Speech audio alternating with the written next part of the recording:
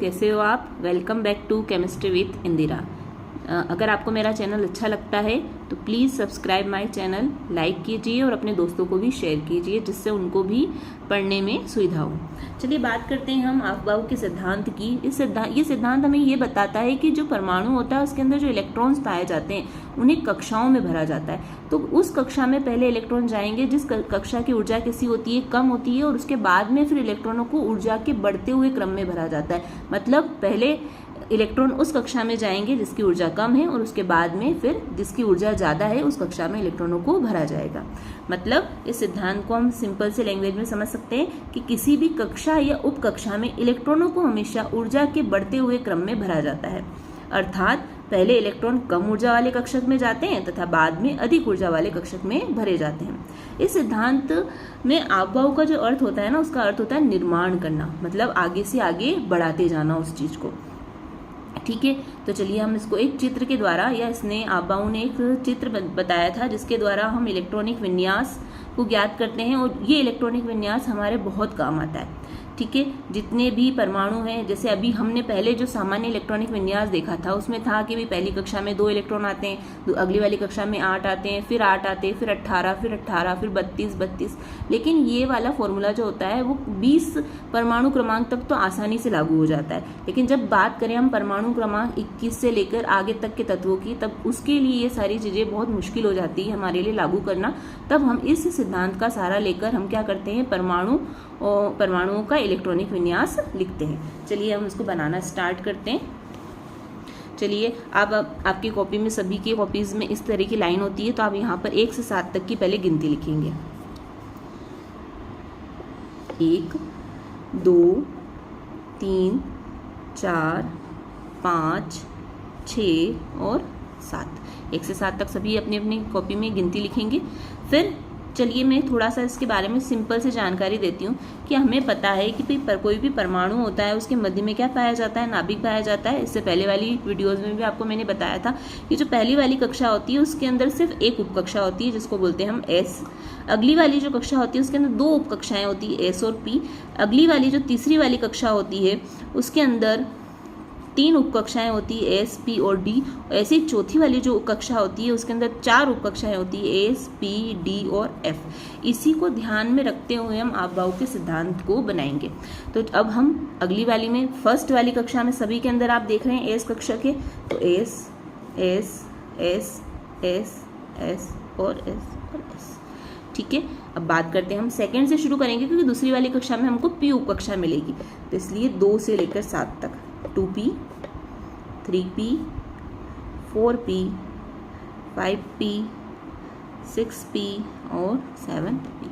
अब तीसरी वाली जो कक्षा है उसके अंदर अपने को डी उपकक्षा मिलेगी, तो 3d 4d 5d 6d and 7d। ऐसे ही चौथी वाली कक्षा के अंदर हमको f उपकक्षा होती है, तो 4f 5f 6f and 7f। अब सभी पर हम गोला बना लेंगे एक बार। ये अफबाउ का सिद्धांत आपको बनाना आना चाहिए। आप इसको भले अभी आप शुरुआत में जब बनाएंगे तो इसको आपको बनाने में टाइम लगेगा बच्चों, लेकिन जब आप इसको हैबिचुअल हो जाएंगे इसको बनाने के लिए, तो आप इसको रफली भी अपनी कॉपी में जब भी एग्जाम टाइम हो तो आप इसको बना के देख लीजिए। आपको बहुत अच्छी तरीके से ये इलेक्ट्रॉनिक विन्यास को लिखने में हेल्प करेगा। अगर हमें इलेक्ट्रॉनिक विन्यास पता होता है तो हम बहुत सारी चीज़ें परमाणुओं की ज्ञात कर सकते हैं। जैसे उनका इलेक्ट्रॉनिक विन्यास तो पता चलेगा ही सही, हमें उसकी ऑक्सीकरण संख्या पता चलेगी, उसकी संयोजकता पता चलेगी। ठीक है, कितने इलेक्ट्रॉनों को त्याग रहा है, उसके ऊपर कौन सा चार्ज है, प्लस है, माइनस है, ये सारी चीज़ें हमें इस इलेक्ट्रॉनिक विन्यास के द्वारा आसानी से प्राप्त हो जाती है। चलिए अब इतना हो गया अपना काम। अब अपन 3s से लेकर 2p तक एक टेढ़ी लाइन खींचेंगे। ठीक है, 3s से 2p तक एक टेढ़ी लाइन खींचोगे और बाकी सारी इसके आप समानांतर खींचते चले जाएंगे। पैरेलल आप सारी लाइंस को ड्रॉ करेंगे। चलिए कीजिए। अगर आप वीडियो देख रहे हैं मेरा, तो आप मेरे साथ साथ इस डायग्राम को बनाएंगे तो आपके लिए ज़्यादा बेटर रहेगा। ये अपना अफबाउ का एक रेखा चित्र बन गया। ठीक है। अब जब भी इलेक्ट्रॉनों को भरा जाता है तो हमेशा पीछे से भरा जाता है, मतलब सबसे पहले इलेक्ट्रॉन 1s में जाएंगे, फिर 2s में, फिर 2p में, फिर 3s में, ना कि 3s में पहले जाएंगे और ना ही 2p में। सबसे पहले 1s 2s 2p फिर 3s। तो हम तीर का निशान इस तरफ इस दिशा में लगाएंगे। ये चीज़ हमें बहुत अच्छी तरीके से ध्यान रखनी है। ठीक है बच्चों, आप इस चीज़ को ध्यान रखिएगा। अब इसको गलत ना कीजिए कि ऐसा ना हो कि 2s के बाद में आप 3s लिख दें, नहीं तो आपका इलेक्ट्रॉनिक विन्यास कैसा हो जाएगा, गलत हो जाएगा। चलिए थोड़ा सा और एक बार, मैंने कल भी आपको बताया था कि जो 4 उपकक्षाएं होती है उसमें s में 2 इलेक्ट्रॉन आते हैं, अधिकतम 2 इलेक्ट्रॉन, 2 से कम आ सकते हैं लेकिन 2 से ज़्यादा नहीं आ सकते।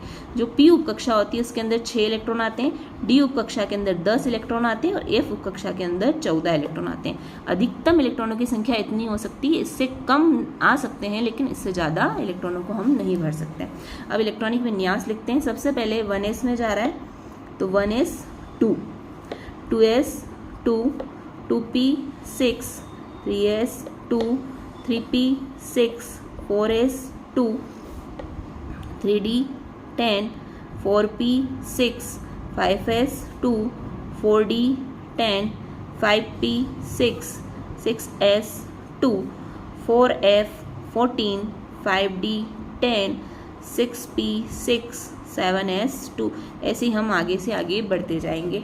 ठीक है, तो आप यहाँ देख रहे हो, इसको देखते जाइए और यहाँ पर भी देखते जाइए। s में अधिकतम 2 इलेक्ट्रॉन आते हैं तो 1s 2, फिर 2s 2, फिर हम इलेक्ट्रॉनों को 2p में ले जाएंगे तो 2p, फिर 3s, फिर 3p, फिर 4s, फिर 3d, फिर 4p, फिर 5s, फिर 4d, फिर 5p, 6s, 4f, 5d, 6p, 7s। ऐसे ही हम आगे से आगे इलेक्ट्रॉनों को भरते जाएंगे। अगर हमें इलेक्ट्रॉनों की काउंटिंग भी करनी है तो मैं आपको ये भी बता देती हूँ। 2 इलेक्ट्रॉन, जो ऊपर वाली संख्याएं होती है वो इलेक्ट्रॉनों की संख्या बताती है, आगे वाली जो संख्या होती है वो कक्षा बताती है, और s और ये जो पीछे वाले s p और ये लिखे हुए होते हैं ये उप कक्षा के बारे में हमें जानकारी देते हैं। ठीक है, एक बार और ध्यान से सुनिए। जो ऊपर घात के अंदर जो भी संख्या लिखी हुई है वो क्या बता रही है, उनकी इलेक्ट्रॉनों की संख्या बता रही है। s p d f उप कक्षा है और आगे वाली जो संख्या है वो उसकी कक्षा बता रही है कि वो पहली कक्षा में है इलेक्ट्रॉन, दूसरी कक्षा में है, तीसरी कक्षा में है, चौथी कक्षा में या 5वीं कक्षा में। ठीक है बच्चों, अब हम इलेक्ट्रॉनों को भी काउंट कर लेते हैं। ये 2, 4, 4 और 6 10, 10 और 2 12, 12 और 6 18, 18 और 2 20, 20 और 10 30, 30 और 6 36, 38, 48, ऐसे करके हम आगे से आगे इलेक्ट्रॉनों को भर सकते हैं। चलिए इलेक्ट्रॉनिक विन्यास हमारे कैसे काम आता है या हमें इसको करना कैसे है, हम इसको एक बार करके देखते हैं। 1 से लेके 10 तक के इलेक्ट्रॉनिक विन्यास में करके बताऊंगी, बाकी आप 11 से लेके 20 तक आप इसको घर पर, आपका ये होमवर्क है, खुद करके देखेंगे आप। चलिए बात करते हैं। सबसे पहले लिखेंगे हम तत्वों के नाम। पहले पे होता है hydrogen, helium, lithium, beryllium, boron, carbon, nitrogen, oxygen, fluorine और नियोन। ठीक है, 1 से 10 तक मैं आपको करके बता दूंगी, बाकी फिर आप करके देखेंगे। और जैसे 21 से 30 में कुछ अपवाद भी हैं, उसके बारे में भी हम थोड़ी सी जानकारी प्राप्त करेंगे।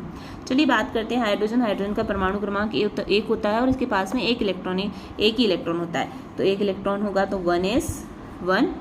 ठीक है बच्चों, अभी हमने देखा है कि फर्स्ट इलेक्ट्रॉन कहाँ जाता है, 1s में जाता है, और एक ही इलेक्ट्रॉन है तो एक ही इलेक्ट्रॉन भरेंगे, अगर 2 होंगे तो 2 भरेंगे, तो 1s2। ठीक है, फिर 1s2, 2s1, देखिए 2 और 1 3। फिर बात करते हैं वापस से 1s2, 2s2, फिर 1s2, 2s2, 2p1, क्योंकि s में 2 ही इलेक्ट्रॉन आ सकते हैं इसलिए यहाँ पे 3 मत लिखिएगा बच्चों, यहाँ पे सिर्फ 2 ही लिखाएंगे। फिर आगे 2p1, अब p में 6 तक आ सकते हैं इसलिए हम 6 तक ले जाएंगे। 1s2, 2s2, 2p2, 1s2, 2s2, 2p3, 1s2, 2s2, 2p4, 1s2, 2s2, 2p5, 1s2, 2s2, 2p6। आ गया बच्चों आपको। एस में अधिकतम 2 इलेक्ट्रॉन आ सकते हैं, इसलिए 1 और 2। अब ये पूरी कक्षा भर आ गई, इसलिए हम अगली वाली कक्षा में जाएंगे, तो इसमें भी 2 इलेक्ट्रॉन आ सकते हैं एस में। जब फिर ये पूरी भर आ जाएगी तो हम अगली वाली कक्षा में जाएंगे, 1 2 3 4 5 और 6। अब ये वाली कक्षा पूरी भर आ गई है। अब बात करते हैं, चलिए मैं आपको ये भी बता देती हूँ, सोडियम से लेके हम sodium, magnesium, aluminium, silicon, phosphorus, sulphur, chlorine, argon, potassium और कैल्शियम। 11 12 13 14 15 16 17 18 19 और 20। अब बात करते हैं हम इलेक्ट्रॉनिक विन्यास की। तो यहाँ पर हम ये वाला इलेक्ट्रॉनिक विन्यास तो आएगा ही, तो सिंपल सा है, 1s2 2s2 2p6। अब अगली वाली कक्षा कौन सी रहेगी, 3s1। चलिए एक बार यहाँ देख लेते हैं, 1s2 2s2 2p6 3s1। 3s के बाद में कहाँ जाएंगे हम, 3p पर जाएंगे। चलिए एक बार, 1s2 2s2 2p6 3s2, ये पूरी भर आ गई। अब 3p के पास में जाएंगे, 1s2 2s2 2p6 3s2 3p1। इलेक्ट्रॉनों को भी काउंट करते हुए चाहिए। चलिए बेटा, 2 और 2 4, 4 और 6 10, 10 और 2 12 और 1 13। अब मैं यहाँ पे डायरेक्ट लिख लेती हूँ, 3p2 3p3 3p4 3p5 3p6। अब p में जो p है उसमें अधिकतम 6 इलेक्ट्रॉन आ सकते हैं, इसलिए अब हम कहाँ जाएंगे, 4s के पास में जाएंगे। देखते जाइए आप इसको भी। आप जो आपका इलेक्ट्रॉनिक विन्यास है, अभी आपको धीरे धीरे इसकी हैबिट हो जाएगी। 3p के बाद में हम कहाँ जाएंगे, 4s के पास में। ठीक है, तो 3p6 तो रहेगा ही सही। अब यहाँ पे हो जाएगा 4s1, 3p6 4s2। कैल्शियम 20 तक हो गया। अब बात करते हैं हम आगे, scandium, titanium, vanadium, chromium, manganese, iron, cobalt, nickel, copper और जिंक।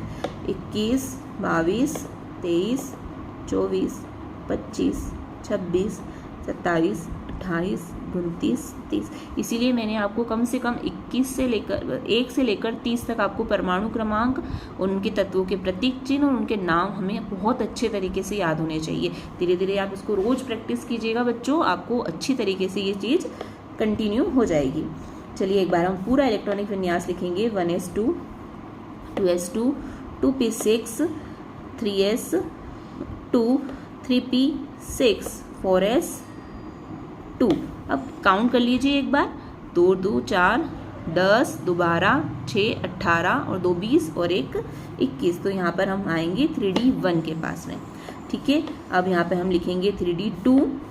मैं पूरा नहीं लिखूंगी बच्चों, आप लिखिएगा उसको, 4s2 3d3 4s2 3d4 4s2 3d5 4s2 3d6 4s2 3d7 4s2 3d8 4s2 3d9 4s2 3d10।